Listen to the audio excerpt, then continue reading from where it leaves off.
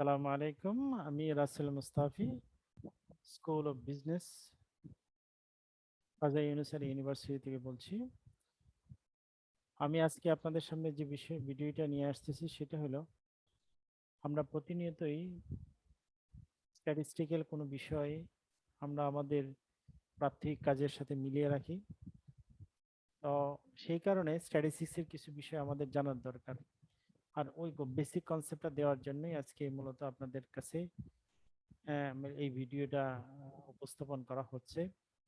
সেখানে basic concept of statistics সম্পর্কে আমি কিছু গুরুত্বপূর্ণ তথ্য দেব, যেগুলো একদম বেসিক, একদম ফান্ডামেন্টাল জিনিস।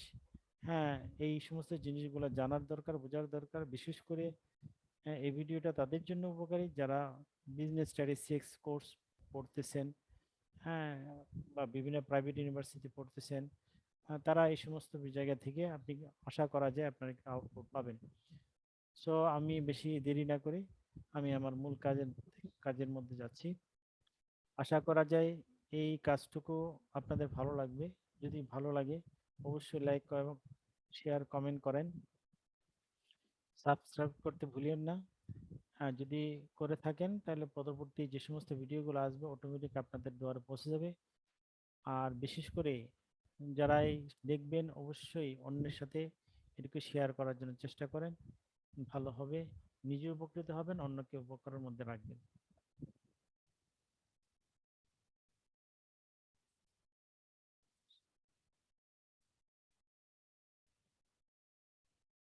আমরা মূলত যে বিষয় নিয়ে আমি আজকে এখন কথা বলবো সেটা হলো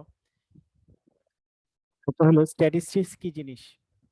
প্রথমত আমাদের জানার দরকার স্ট্যাটিস্টিক্স কি জিনিস। সেটা হলো statistics is the science of collecting, organization, presenting, analyzing, and interpreting data to assist in making more effective decision. আমরা প্রতিনিয়ত কোনো না কোনো ডিসিশন নিয়ে থাকি।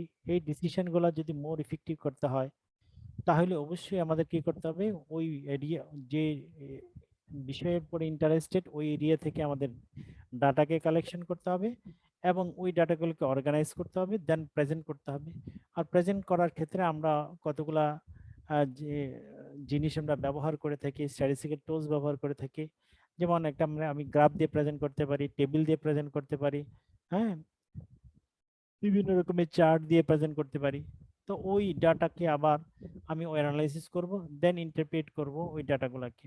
তাহলে এটা একটা সায়েন্স হবে। তো এটাকে আমরা মূলত স্ট্যাটিস্টিক্স বলে থাকি।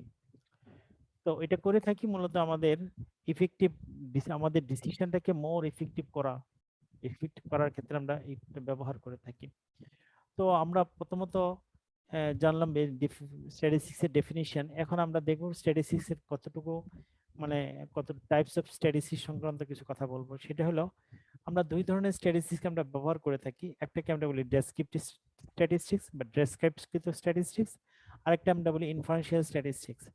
ডেসক্রিপটিভ স্ট্যাটিস্টিক্স বা ডেসক্রাইব স্ট্যাটিস্টিক্স যেটাকে আমরা বলি, সেটা কি করে, সেটা একটা method of organizing, summarizing and presenting data in an informative way. একটা ইনফরমেটিভ ওয়েতে ডাটাগুলোকে অর্গানাইজ করা, সামারাইজ করা এবং প্রেজেন্ট করার ক্ষেত্রে যে মেথডটা আমরা ব্যবহার করে থাকি সেটাকে আমরা বলি কি ডেসক্রাইব স্ট্যাটিস্টিক্স।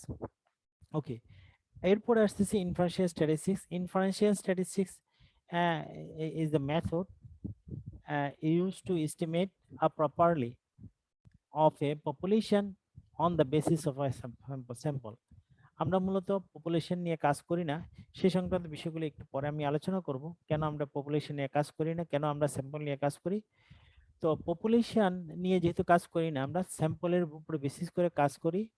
স্যাম্পলের উপর বেসিস করে কোনো একটা জিনিসকে বা কোনো একটা এস্টিমেট, কোনো একটা বিষয়ে এস্টিমেট করা বা কোনো একটা জিনিসকে এস্টিমেট করা। আর এস্টিমেট করার ক্ষেত্রে যে মেথডটা আমরা ব্যবহার করে থাকি, আর এই মেথডটাকে ইনফারেন্সিয়াল স্ট্যাটিস্টিক্স বলি, যেটা কি করে পপুলেশনকে রিপ্রেজেন্ট করার উপযুক্ত হয়ে থাকে।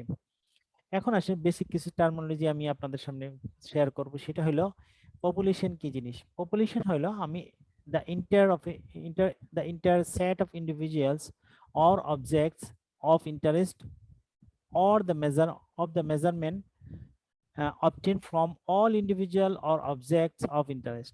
অর্থাৎ আমি যে বিষয় নিয়ে আমি আমার গবেষণাটা করব, যে বিষয় নিয়ে আমি আমার ইনভেস্টিগেশনটা করব, সেই ইনভেস্টিগেশনের মধ্য থেকে যারা রেসপন্ডেন্ট থাকবে, যে সমস্ত প্রোডাক্ট থাকবে, এই সমস্ত প্রোডাক্ট অথবা সমস্ত রেসপন্ডেন্ট হলে আমাদের পপুলেশন অন্তর্ভুক্ত। ঠিক আছে না? এখন প্যারামিটার, এরপর আমরা জানবো স্যাম্পল কি জিনিস। স্যাম্পল হইলো কোন স্যাম্পল হলো আর represented part of population is call sample. অর্থাৎ পপুলেশনকে রিপ্রেজেন্ট করে যে ভ্যালু, পপুলেশন রিপ্রেজেন্ট করে যে পোরশন অথবা পার্ট, সেটাকে আমরা বলি কি স্যাম্পল। অর্থাৎ স্যাম্পল কি করে, পপুলেশনের এক একটা পপুলেশনের বিষয় সম্পর্কে আমরা ইন্টারেস্ট, সেইটার বিভিন্ন পার্ট অথবা পোরশন গুলাকে আমরা কি বলি, স্যাম্পল বলে থাকি। এখন আমরা জানার দরকার হলো প্যারামিটার কি জিনিস। প্যারামিটার হলো the value of the characteristics of the population is call parameter. অর্থাৎ পপুলেশনের বৈশিষ্ট্যকে রিপ্রেজেন্ট করে যে ভ্যালুটা, এটাকে আমরা বলি কি প্যারামিটার। যেমন ধরেন আমরা এটা বলতে পারি population mean, population variance, population standard deviation. Population mean, population variance and population standard deviation. ঠিক তদ্রুপ the value of the characteristics of the sample is called statistic। Statistic কাকে বলা হয়, যে স্যাম্পলের বৈশিষ্ট্যকে রিপ্রেজেন্ট করে যে ভ্যালুটা, সেটাকে আমরা বলি স্ট্যাটিস্টিক বলি। Statistic, not statistics. এস দিয়ে দিলে পরিসংখ্যান হবে, আর যদি এস উঠে নিই সেটা কি হবে, পপুলেশনের বৈশিষ্ট্যকে রিপ্রেজেন্ট করে যে ভ্যালু, পপুলেশনের বৈশিষ্ট্যকে রিপ্রেজেন্ট করে যে ভ্যালু। ওকে, তাহলে আমরা এখানে একটা প্রশ্ন করতে পারি, প্যারামিটার কামস ফ্রম হোয়াট। আমি উত্তর দিতে পারি parameter comes from population. Parameter comes from population. আর আমি যদি বলি যে স্ট্যাটিস্টিক কামস ফ্রম হোয়াট, এরকম যদি বলি, তাহলে আপনার আনসার আসতে হবে যে স্যাম্পল। আমাদের স্ট্যাটিস্টিক কোথা থেকে আসে, স্যাম্পল থেকে আসে। এখন এখানে একটা ফ্লো চার্ট বা এখানে একটা চার্ট আপনাদের কাছে বা একটা চিত্র আপনাদের কাছে দেওয়া হলে পপুলেশন, এখানে আমরা কনসিডার করছি 30টা ইয়ে কনসিডার করলাম, 30টা কি বলি কার আমরা কনসিডার করলাম। এই 30টা কার হলে আমাদের এই 30টা কারের উপর ভিত্তি করে আমরা একটা ইনভেস্টিগেশন করব, এবং এই 30টা কারকে যদি আমরা কোনো ইনভেস্টিগেশনের মধ্যে এইটাই 30টাই যদি আমি আমার অ্যানালাইসিসের মধ্যে নিয়ে আসি, আমি আমার স্টাডির মধ্যে নিয়ে আসি, তাহলে এটা হবে আমাদের পপুলেশন। তাহলে এটা হবে আমাদের পপুলেশন। এখন আমি যদি মনে করি এখান থেকে আমরা 6টা নিব, 6টা কারকে নিব, 6টা কারকে নিলে এই 6টা কার কাকে রিপ্রেজেন্ট করবে, এই টোটাল 30টা কারকে রিপ্রেজেন্ট করবে। তাহলে এই 6টা কার হলো আমাদের স্যাম্পল। এখন প্রশ্ন হইল পপুলেশন নিয়ে কেন কাজ আমি করি না, স্যাম্পল নিয়ে কেন কাজ আমি করি। পপুলেশন নিয়ে কাজ আমরা এই কারণে করি না, আমি যদি বলি যে যাদেরকে দিয়ে আমি রেসপন্ড, যে সমস্ত রেসপন্ডেন্ট যারা আছে, যারা এই সমস্ত ইনফরমেশন গুলো নিবে, তাদেরকে আমি যদি বলি যে প্রতিটা কার থেকে যে ইনফরমেশন গুলো নিবে, যেমন কারটা কবে কিনা হয়েছিল, কবে বিক্রি করা হয়েছিল, সেকেন্ড হ্যান্ড কারা কারা ছিল, তারপরে কারের ওজন কতটুকু, হাইট কতটুকু, তো এই সম্পর্কে ইনফরমেশন দিচ্ছে, কত কিলোমিটার পর্যন্ত কারটা চলছে, এবং তার কারের ক্ষেত্রে অন্যান্য ইঞ্জিনের অবস্থা কি, এই সব ইনফরমেশন যদি আমি নেই, নেওয়ার জন্য একজনকে বলে যিনি কালেক্টর, ওনার কাছে ওনাকে যদি আমি বলি যে আপনি এই ইনফরমেশন গুলা নেন এবং প্রতিটা কারের ক্ষেত্রে আপনি 10 টাকা করে পাবেন, তাহলে 30টা কারের জন্য আমাকে তাকে 300 টাকা দিতে হবে। আর যদি আমি 6টা নেই, 6টা স্যাম্পল হিসেবে নেই, এই 6টাকে যদি 10 টাকা করে দিই, তাহলে আমি 60 টাকার উপর ভিত্তি করে আমি কি করে পুরো স্টাডিটা আমি করে ফেলতে পারবো। সুতরাং এই কারণে আমরা কি বলি, এখানে পপুলেশন নিয়ে কাজ না করে স্যাম্পল নিয়ে কাজ করি, কারণ স্যাম্পলে আমাদের টাইম টাকার যে কস্টটাকে আমরা রিডিউস করতে পারি। আবার এখন যদি আমি বলি যে পপুলেশনের মধ্যে থেকে যদি টাইম বেসিস করে দিয়ে প্রতিটা কারের ক্ষেত্রে 10 মিনিট করে দেওয়া হয়, তাহলে 30টা কারের ইনফরমেশন নেওয়ার জন্য 300 মিনিট আমাকে দিতে হবে।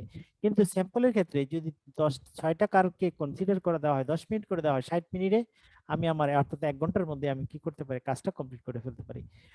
তারপরে আরেকটা জিনিস হলো, পপুলেশন এতগুলা ডাটা কালেকশন করার ক্ষেত্রে মানবিক কারণেই কিছু ভুল ভ্রান্তি হইতে পারে। কিন্তু আমি যদি 6টা ডাটা কালেকশন করি, তাহলে এখানে মানবিক কারণে এখন পর্যাপ্ত পরিমাণে এনার্জি পাওয়া থাকবে, শারীরিক সক্ষমতা থাকবে, এবং সে কি করবে, টোটাল একদম নির্ভুলভাবে ডাটা কালেকশন গুলা করতে পারবে।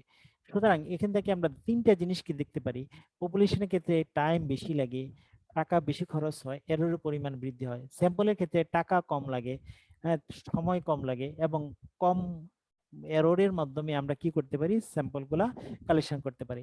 সুতরাং এই সমস্ত কারণে আমরা সবসময় পপুলেশন নিয়ে কাজ না করে আমরা স্যাম্পল নিয়ে কাজ করি, কিন্তু কমেন্ট করব পপুলেশন নিয়ে। কমেন্ট যখন পপুলেশন নিয়ে করব তখন এটা হবে আমাদের স্যাম্পল। ঠিক আছে? তো আজকে আপনাদের এই population statistics, difference types of statistics, হ্যাঁ, তারপরে তারপরে বেসিক টার্মিনোলজি, এই সংক্রান্ত বিষয়গুলো আপনাদের সাথে আলোচনা করা হলো, এবং আশা করা যায় এই জিনিসগুলো আপনাদের ভালো লাগবে। আর যদি ভালো লাগে অবশ্যই এতে লাইক, কমেন্ট, শেয়ার করবেন। হ্যাঁ, নিজেও দেখবেন, অন্যকেও দেখানোর জায়গা দেখার সুযোগ করে দিবেন, এবং চেষ্টা করবেন যে আসলে স্ট্যাটিস্টিক্সটাকে সহজে খুব কম সময়ের মধ্যে কিভাবে বোঝা যায় এটার জন্য চেষ্টা করবেন।